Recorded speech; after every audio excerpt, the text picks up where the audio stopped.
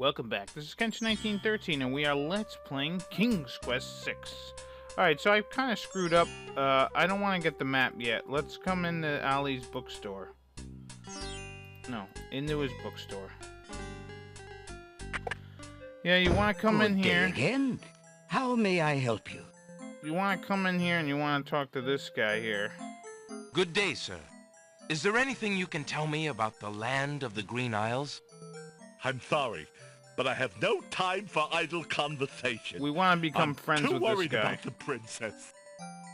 Excuse me again, sir. You mentioned the princess. I told you I'm not interested in talking to strangers. So you have to show proof that you're not a stranger. Determined to learn more about the strange man's relationship with the princess, Alexander shows the man his insignia ring. Yeah, so and what I formally did last introduces episode, himself. don't give I'm out the sorry ring. to insist, Or but the my name coin. is Alexander of Daventry, and I appreciate the offer of the ring, Alexander, but I'm afraid I'm already spoken. Daventry? Where have I heard of Daventry? Married? Flying flip Can't believe mice. You must be Prince Alexander.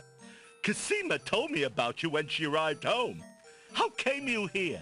why, by a ship now wrecked upon the sand. But you know Casima? Yeah. She truly spoke of me? Yes, I saw her briefly when she first returned home. She mentioned a prince to me, a Prince Alexander of Daventry. I'm afraid that was before she was told about her parents' deaths. You see, she arrived home a few weeks too late. The king and queen thought they'd never see her again. It is said they died of heartbreak. I'm afraid she's blamed herself. What a terrible homecoming. If we had only known. Terrible indeed, poor thing. Everyone in the kingdom seems to despair with her these days. The streets are silent. Where is she now? The princess is sequestered in mourning. It's a rather dated tradition, and not required, but the Wazir says she insisted out of respect. I see. You've yet to say who you are, and how you know the princess. Yeah. I? Oh, pardon me. My name is Jollo. I am clown to the royal court, and have been since the marriage of Casima's parents, King Calipham and Queen Alaria. Oh, those were the happy days. The pair of them were so full of joy and life, so in love.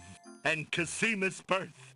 It would be hard to explain how long they had waited, how they had hoped for a child. I mean, she was such a charming little thing, smart as a whip. Kind and sweet. Oh, she means everything to this kingdom, Alexander, and to me. I'm so terribly worried about her. Yeah, well. About her grief over her parents, you mean? Well, the truth is, I do not trust the Wazir or his plans for Casima. I'm still living at the Castle of the Crown as court clown, his clown. But it is more to keep my ear to the ground than out of loyalty. I wish I knew what the princess thinks these days. Yeah, If only I could find Sing Sing, Casima's pet nightingale. I might be able to send the princess a message.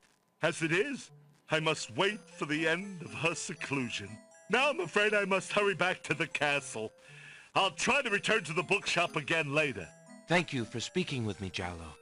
I hope we meet again soon. Yes. So yeah, you have to make sure to show him the ring and the coin. I'll put a thing in the video saying not to do that. How fare you, merchant? Well, I would be better if I could only finish my manuscript. I am a budding novelist, you know.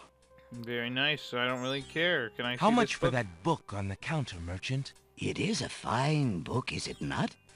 I obtained it from the estate of the one and only magician this kingdom has ever had. Poofed himself into an aardvark in the end, or so I heard. I never found the spells all that useful myself, but then I lead a boring life. Oh I man. tell you what, if you can find another rare book, something a bit more marketable, I might be willing to exchange the spell book for it. Alright, so that's good to know. So, we know that. We can get another book. Let's go into the pawn shop. Recreate. Good day. Good day. We recreate this. Alexander talk to this guy. Blah, blah, blah, blah, blah, blah, blah, blah, blah, blah. What would you... Blah, blah, blah, blah, blah. What would you... So now we give him this. Would you...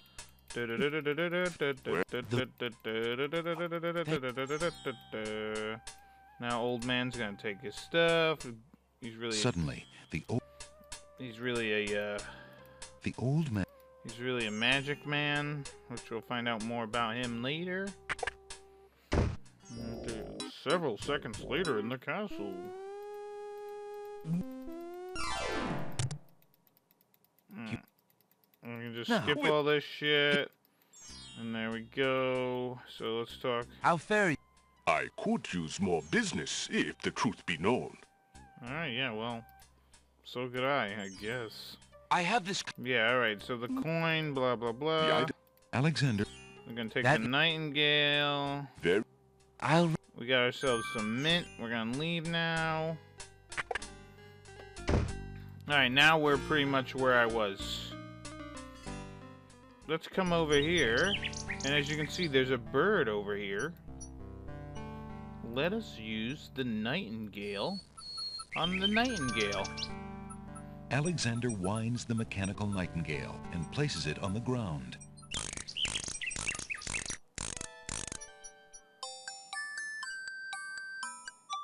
The mechanical nightingale sings a sweet, tinny tune. Oh, isn't The that real nice? nightingale in the tree cocks her head and listens intently. The nightingale flies to a lower branch and looks at Alexander So now- curiously, as if she were deciding that this human might not be so bad. So now we can actually send stuff over to Casima if we want, but we're not going to yet. Anyways, let's head back into the village. And look at that, the pawn shop guy's throwing out that magic shit. Let's go see if there's anything in here. Oh god, Dookie. Alexander sorts through the odds and ends that the pawn shop owner dumped into the pot. Magic exploding gum wrappers, a shattered crystal ball, a cracked wand, a fake thumb. Fake Near the thumb might be bottom, good. Alexander finds a little glass bottle labeled ink. It appears to be empty, but Alexander decides to take it anyway. You never know when a small bottle will come in handy. So true. So true. So let's use this bottle and see what the hell it is. Alexander decides to open the empty ink bottle. It's stuck. It's... Whoa! Whoa, he's invisible. The ink bottle isn't empty at all. It's full of invisible ink. Yes. Not very strong, but not bad. Yeah, so that might be useful for something later. So let's go. First thing I want to do is save my game. KQ... No. Go away. KQ6C. Alright. So let's head off to the beach. And use ourselves a magic map. We can finally start exploring the other islands. And the first island we're going to want to go to... Alexander pulls out his magic map. The first island we're going to want to go to is the Isle of the Sacred Mountain. See, now you have three extra islands here. And, yeah, Isle of the Sacred Mountain. Alexander feels a strange pulling sensation. And we will head over there. Whee! Flying. So, we have ourselves this cliff here, which we cannot do jack shit, but we can pick up this flower. Alexander picks the flower and is startled by its hideously strong skunk-like odor. Ugh. For a moment, he can smell nothing else. And then we can pick up this thing here. Alexander takes the feather. Yep. So let us look at the feather, and let us look at the stink. Colors of flame burst from the center of the incredibly stinky flower and drip onto its petals. The flower's appearance is as flamboyant as its smell. Alexander is carrying an unusually large black feather. Interesting. Let's look There at this. appears to be something etched into the face of the cliff. Alexander decides to get closer. Yeah, let's see what the hell this says. So, ignorance kills, wisdom elevates. Alright, well, there's nothing we can do with that right now, so let's just save our game. Use our magic map. Alexander pulls And out we his should have magic enough map. items to do what we need to do in the first place we need to go now, truly, is the Alexander Isle feels of a Wonder. strange pulling sensation.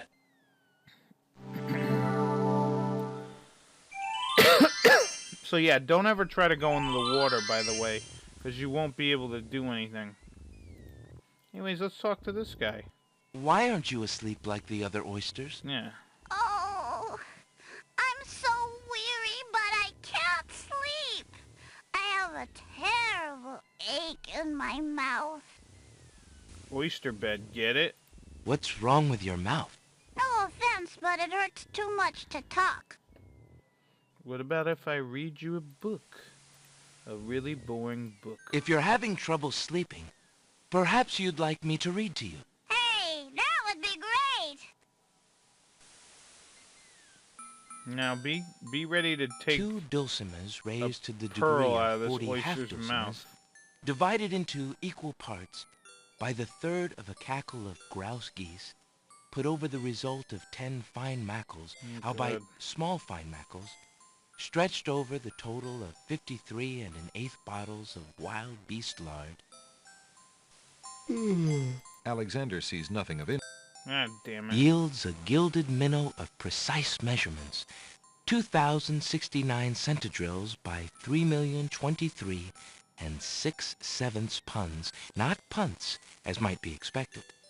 This is not to say, however, in any sense whatsoever, that deviations in mean temperature of 5 or 6 dregs or so. Alexander makes a grab for the pearl. Yeah, that's a big old pearl. Hey, you fixed my mouth. It feels great. And look at that. The little oyster drifts into peaceful slumber He's with the rest sleeping. of his oyster friends.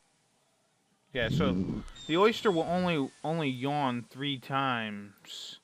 So you gotta make sure of that. Now, yeah, this next... Oh no! Shit. Shit, I meant to save it. What the f... Alexander. God damn it. Hurry up and warp. Alexander. Yep, alright, go. Shit, I meant to save it. Sorry about that. Let's talk to you. Why? Alright, so let's read you a bedtime story. If you're... Oh, Christ, I'm sorry I gotta make you go through this again. It's right Alexander. here. Alexander. 2... There we go. We go to sleep. Blah, blah, blah. Alexander can't do any. Alright, so save our game. I hit save, god damn it. I hit save. Alright, so if we try to walk over here, we're gonna get in an encounter. We can't walk over here either, so let's try walking. Alexander hears someone coming. Uh-oh. What the hell is this? 5 fierce guards of the isle we be. Watch for a foreign man, said he, with ears and nose, tongue, hands, and eyes. Its nature cannot be disguised. If man it be, then man it dies. Oh boy, they're gonna kill me? Old town troll, smell your smell. Do that which you do so well. So yeah, you have to fool each of these gnomes here, and the first one you gotta use the flower. Alexander holds the flower of stench out to the gnome with the jumbo nose. Tom Troll I am, that's all I'll be. My nose knows all on land and sea. A flower of stench has washed ashore. A flower 'tis all, and nothing more. Alright, so he fooled the first one. Listen, hark you, Grovenor, do your duty as you swore. With your ears, please tell us more. Alright, so now we gotta fool this guy with the wind-up Nightingale. Alexander winds the tin nightingale and plays it for the gnome with the monumental ears. Although he'd probably know it's a wind-up thing, wouldn't he? Wouldn't he hear that? I don't care.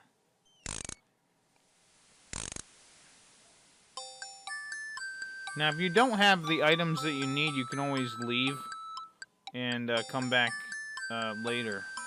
You can use the magic map, but you have to do this all over again. A nose is not a way to spy. My ears cannot be told a lie. A nightingale is all there be. No man is near, and so say me. Too bad, Alex. That we might know whether friend or whether foe. Too bad Alexander doesn't have like a knife, and you can just stab them all. But that's not how this game works. Alexander holds the mint out for the gnome with the gigantic mouth. Grump knows a tasty treat. It matters not what others bleat. No danger is this one so sweet. Yeah, mint just washed up on the shore. Trilly dilly, use your hands. Is it beast or is it man? Alright, so now we gotta work with the gigantic guy. We could either use the feather or the rabbit's foot. I think you gotta use Alexander holds the rabbit rabbit foot out for the gnome with the huge hands. Huge hands. Be all you mad? What aileth thee? A bunny can't trill merrily. A hare does not at all taste sweet. A rabbit here is all we greet. And finally... Oh, build better, never fatter. Vision can resolve this matter. Look you now and end this chatter. Alright, so now we need to use our invisibility ink. Alexander pours the contents of the empty-looking ink bottle over himself. There we go. We have solved the riddle of the 5 gnomes. By all that's beauteous, fair, and sightly, 4 morons do I sleep with nightly. There's nothing there at all, I say. Enough of this.